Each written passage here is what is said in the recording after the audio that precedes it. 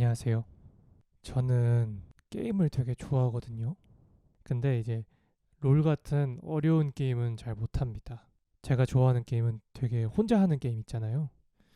단순한 게임들.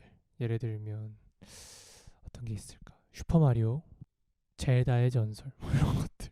주로 닌텐도 게임을 좋아합니다. 게임을 하다가 또 생각이 나서 이렇게 글을 써봤습니다. 인생은 어려운 게임. 나는 어려운 게임을 잘 못한다. 손가락과 뇌가 빨리빨리 돌아가야 하는 게임들, 가령 리그 오브 레전드라든지 스타크래프트 같은 것들 말이다. 거친 게이머들의 말들과 행동들도 꺼려지는 이유 중 하나다. 실제로 20대 초반 시절 친구들과 같이 PC방에 간 적이 있는데 한동안 그 친구들과 서먹해졌을 정도다. 정확히 말하면 내가 좀 삐진 것이다. 게임 못하는 나를 향해 갑작스레 거친 말을 뱉어대던 그 낯선 광경들. 그래서 내가 찾은 대안은 쉽고 귀여운 게임들이었다. 다 같이 전략적으로 플레이하기보단 혼자 깊이 스토리 속에 빠져들어 문제를 헤쳐나가는 방식의 게임들. 게임 속에서는 현실에서 실현 불가능한 마법적인 능력이 스며든 아이템들이 많다. 붉은 액체를 마시기만 해도 체력이 모두 회복된다던가, 작은 알약을 먹으면 빛과 같은 속도로 뛸 수 있고, 현실이었으면 경찰에 잡혀갔을 거대한 칼들도 들고 다닐 수 있고, 심지어 정령이 깃든 아이템들도 많다. 현실이었으면 에나벨 같이 공포스러운 물건들이었을 테지만 게임이라는 이유로 소유욕을 불태우는 물건이 된다. 이렇게 단순한 아이템이 있는가 하면 피곤감을 불러일으키는 아이템들도 있다. 바로 밸런스를 조절하는 아이템들이다. 특정 아이템을 먹으면 스피드는 늘어나지만 방어력이 떨어지고, 또 어떤 아이템은 공격력은 높아지지만 그만큼 내상을 입어 체력이 급속도로 깎인다. 나는 이런 아이템들을 마주할 때마다 잊고 있던 현실을 떠올렸다. 우리 삶에서는 어떠한가? 똑똑하게 살아가기 위해 생각을 해보려는 어떤 이들은 스스로의 발전은 이룩할 수 있지만 그만큼 단단해져서 남의 얘기를 듣지 못하는 소위 꼰대가 되기 쉽다. 반대편에 있는 이들은 또 다른 어려움에 봉착한다. 공감할 줄 아는 사람이 되려고 이것저것 모두 수용하고 노력하다가 알맹이까지 놓치는 답없는 공감 로봇이 되지 않던가. 성공을 위해 내달리다가 성공한 빈 껍데기 외톨이가 되고, 건강해지기 위해 운동하다가 되려 몸이 삭고. 어쩌면 게임이 더 쉬울 수도 있겠다. 아이템에 설명이 붙기 때문이다. 우리 인생에서도 모든 선택의 순간에 그런 설명이 붙으면 얼마나 좋을까. 워커홀릭. 밤낮 없이 노력하여 성공할 가능성이 높아집니다. 그러나 주변인들과의 유대감이 떨어집니다. 또렷한 논리의 토론적 화법. 논리적인 사고로 정확하게 내 의견을 전달할 수 있습니다. 그러나 주변인들과의 대화에서도 공격적인 토론 화법으로 불편감을 초래할 수 있습니다. 그들은 당신과의 입씨름을 원하지 않습니다. 공감적인 화법. 주변인들과의 친밀감을 형성할 수 있습니다. 그러나 비논리적인 사고와 섞이면 나를 잃고 답도 없는 상태로 이어질 수 있습니다. 자아를 찾는 여정. 자아를 찾아 풍성한 삶을 살 수 있습니다. 그러나 현실감 없는 생각과 행동들로 중요한 순간을 놓칠 수도 있습니다. 세상은 온전히 플러스로만 이루어진 것들이 별로 없다. 플러스가 있으면 뒤에 분명히 마이너스가 들러붙는다.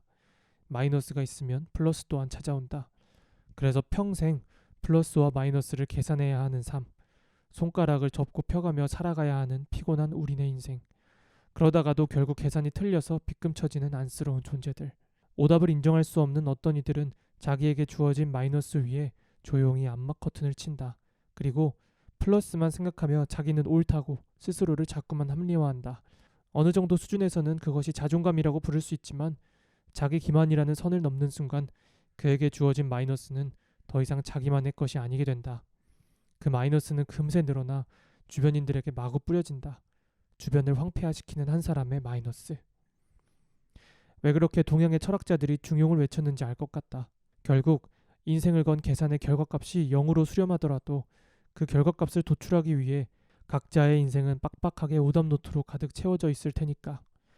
복잡한 숫자들과 기호들이 어울리고 맞물리며 하나의 거대한 춤처럼 보일 아름다운 벽화이자 녹음본이며 기록인 인생. 그래서 당장 나에게 그어진 빗금도 또 하나의 가치 있는 결과가 아닐까. 또다시 펜을 들어 계산을 시작하는 오뚜기 같은 태도. 적어도 무조건 자기는 플러스라고 우기는 작자들보단 그게 낫다고 생각했다. 물론 둘 다 오답이긴 매한가지일 테지만 말이다. 정말 게임에는 뭐 재미있기도 물론 재미있지만 생각해볼 만한 것들이 또 은근히 많이 숨어 있습니다. 단순하게 막 좋기만 한 아이템이 있는가 하면 아까 말했던 것처럼 좋은 게 있으면 또 나쁜 것도 따라오는 그런 게임 아이템들이 있는데 사실 그게 더 현실적인 것 같아요. 그런 것들을 보면서 삶의 모든 선택이 다 그럴 텐데 플러스가 있으면 마이너스가 있을 텐데 그것이 결국엔 합쳐져서 똑같이 0이 되는 건 아닐까? 잘 계산하고 살아야 될 것 같아요. 플러스가 있는가 하면 또 마이너스가 있는 것이 당연한 거니까. 요즘에는 그 별의 컵이 디스커버리라는 게임을 하고 있습니다. 제가 요즘 즐기고 있는 취미가 있는데요. 드라마를 틀어놓고 게임을 합니다. 사실 드라마를 보면 저는 이제 약간 막 생각하면서 보거든요. 배우들의 연기들이라든지 막 저에게는 되게 좋은 교과서이다 보니까 공부하는 마음으로 자꾸 보게 되더라고요. 때로는 약간 스트레스가 되기도 합니다. 그래서 일부러 드라마를 틀어놓고 게임을 합니다. 오디오 드라마처럼 들으면서 눈은 게임을 하면서 그래서 처음에는 더 라스트 오브 어스라는 그 HBO 드라마인데 요즘 쿠팡 플레이에서 하고 있더라고요. 그거를 봤는데 이제 영어 리스닝이 100% 되지 않다 보니까 막 귀에 들어오지 않더라고요. 그냥 백색 소음이 되더라고요. 그래서 요즘에는 그 최근에 안나를 들었습니다. 근데 또 안나가 너무 재밌더라고요. 그래서 어느 순간 게임을 내려놓고 또 안나만 보고 있더라고요. 그 안나를 보면 자기가 온전치 않고 단단치 않으면 자꾸 다른 사람을 보게 된다고. 그 사람들을 보면 비교감에 휩싸이게 되잖아요. 자신에게 주어진 환경이 다 다르겠지만 자기에게 주어진 플러스는 못 보고 마이너스만 막 무척 많이 보고 있는 거는 아닐까? 마이너스가 있으면 분명히 플러스가 있을 텐데 사실 저도 제 인생에 마이너스가 참 많이 보일 때가 많습니다. 막막할 때도 많고 그럴 때는 또 나에게 주어진 플러스는 무엇인가 그런 생각을 합니다. 분명히 게임의 어떤 아이템처럼 마이너스가 있으면 플러스를 찾을 수 있을 것이다. 어떤 게임에 또 어떤 아이템들은 그런 것도 있거든요. 처음에는 안 좋은 점만 있다가 그 게임의 아이템을 막 발전시키고 많이 쓰고 하다 보면 숨겨져 있던 그런 좋은 플러스 특성들이 뒤늦게 밝혀지는 뭐 그런 것들도 있습니다. 뭐 그런 것들도 꽤나 일리 있는 게 아닐까? 그렇게 의미부여를 하면서 게임을 하고 합니다. 우리 삶이 결국에는 플러스 마이너스 다 계산해 보면 똑같이 0이 되더라도 그 0으로 가는 그 과정 자체에 있는 수많은 계산과 실패했던 오답 노트들이 다 의미 있는 거라고 저는 생각합니다.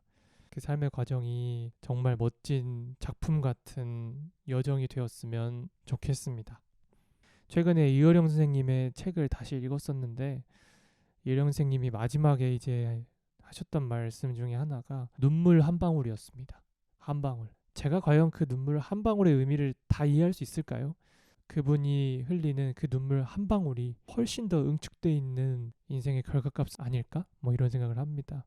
이어령 선생님께서도 수많은 플러스와 마이너스 또 오답 노트를 채워가시면서 수많은 생각을 하시면서 깨어있는 지성이자 영성으로 사시면서 그 수많은 결과값으로 그 눈물 한 방울을 흘리시고 그 눈물 한 방울이 마지막 점이 되어서 이어령 선생님의 그 삶의 마침표를 찍으신 것은 아닐까 혼자 뭐 그런 생각을 했습니다.